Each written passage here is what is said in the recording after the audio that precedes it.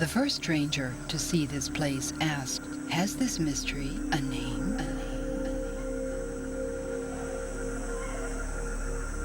"Yes," answered his guide. "But what do you gain by naming a mystery?"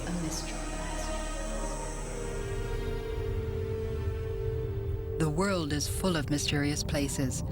Our voyage of discovery begins in the Shan state of Upper Burma, a land just recently opened to tourism, a land of myth and mystery. This mystery has many names, one of which is Kakku.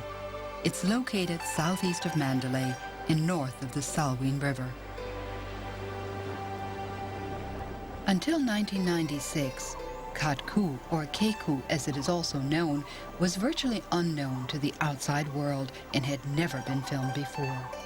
Eroded by centuries of wind and rain, shrouded in silence, Kakku remains a mystery.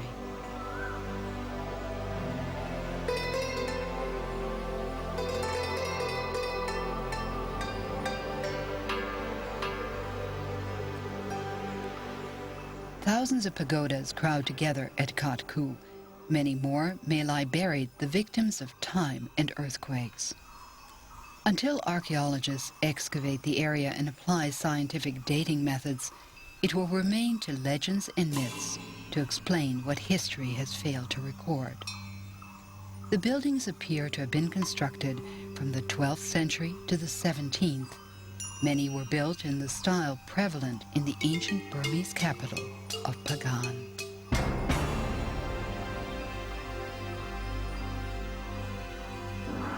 Small square-shaped buildings evoke the cave temples of Pagan, called Gu in the ancient Burmese texts. Intricate carvings and sculptures decorate many buildings.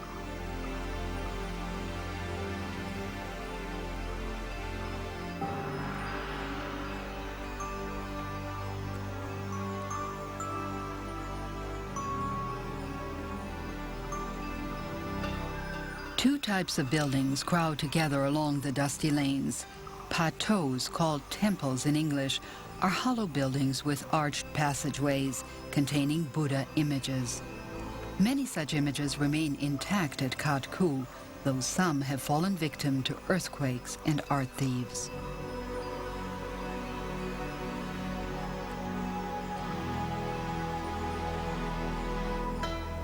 Monsoon rains and centuries of neglect have destroyed the brightly colored paint that once covered most of the carvings. Chintas, mythological beasts, half lion and half dragon, guard the temples. Most of Kakku's structures are stupas or zedis, topped with spires called Ts. They're solid and cannot be entered. Buddhists believe building a stupa increases their chances of attaining a higher form of reincarnation. Brass bells hanging from Ts symbolize good deeds. According to one of the many legends surrounding Kakku, it owes its origin to something that happened long, long ago. At the end of the wet season, a peasant went to inspect her field. The monsoon rains had been especially heavy that year. In the undergrowth, something caught her eye. Was it a silver bangle lost long ago? She bent down to examine what the earth had revealed. Among the stalks and rubble, the smiling face of Buddha declared this would become a holy place where temples would cover the earth. She ran back to her village to tell her tale. But when she returned, she could no longer find the place. Fortunately, a pig had followed her. Now the pig placed his snout to the earth and led the way to the place where the Buddha's head lay among the leaves. The villagers lost no time building the first pagoda. They worship Buddha to this very day. They named the sacred place Kakku, which in the language of the ancient people means with the help of the pig. Small villages in the mountains and forests surrounding Kakku are home to the Pao, the second largest ethnic group in the Shan state. The Burmese call them Taung Tu, or hill people.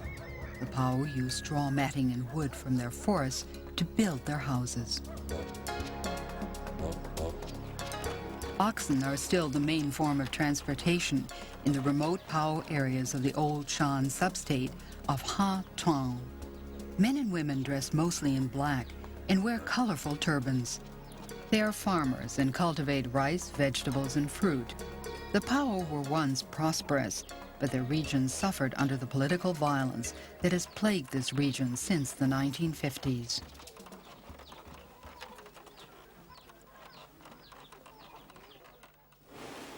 The Paos have a long tradition of Buddhism, and their villages are often noted for the beauty of their magnificent wooden monasteries.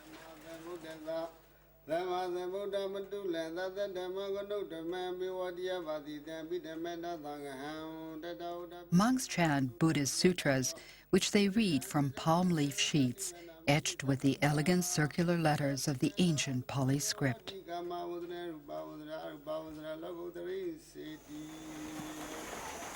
The monasteries are centers for Theravada Buddhist teachings, and most boys spend some time as novices in a Buddhist monastery, occasionally a tiring experience.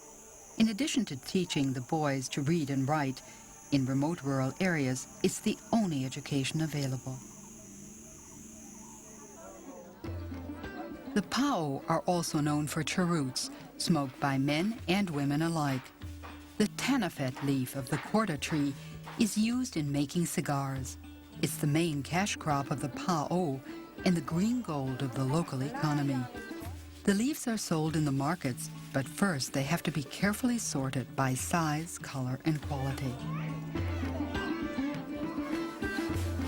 The cheroot's popularity throughout the country and in Thailand and China, where Burmese cigars are considered a delicacy, has called for mass production, Burma style, and has made the Pao one of the richest ethnic groups in the Shan state. Tanapet leaves are rolled around chopped tobacco. Jaggery, a brown sugar made from sugar cane, is added for sweetness. The workers, mostly women, produce between 800 and 1,000 cheroots each day. The tobacco is rolled into the leaves, and the completed cheroot, including the ring, is finished in seconds.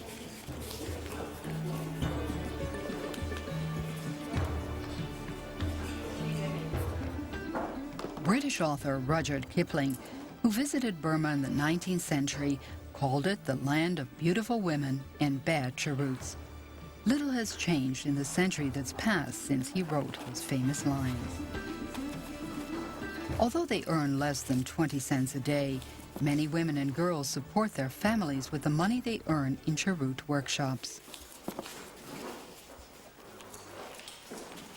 Some of the workshops have grown into veritable factories, employing up to 100 women, all artists at creating handmade cigars.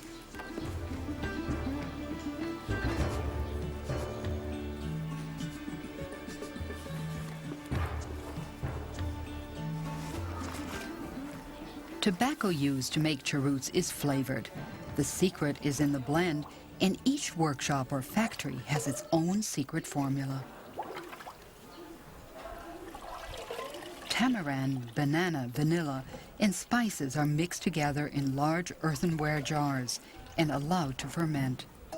The mixer carefully tends his brew until it's reached the perfect flavor. Then it's strained and mixed into tobacco to produce a uniquely sweet and aromatic smoke. Cheroots bound for distant markets are wrapped in cellophane and packaged for export. Every step of the production is done by hand, and the tools used are also made by local craftsmen. Although the Pao have yet to corner the world market, their cheroots are known throughout Southeast Asia, and they've coined the name cheroot, which in many regions is synonymous with cigar.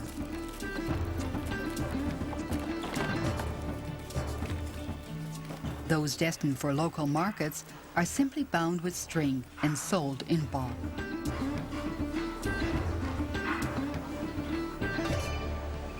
Burma, which was renamed Myanmar in 1989, is rich in flora and fauna. Forests cover 43% of the country. Flowers fill the meadows, and 8,000 kilometers of rivers provide inroads into the hinterland.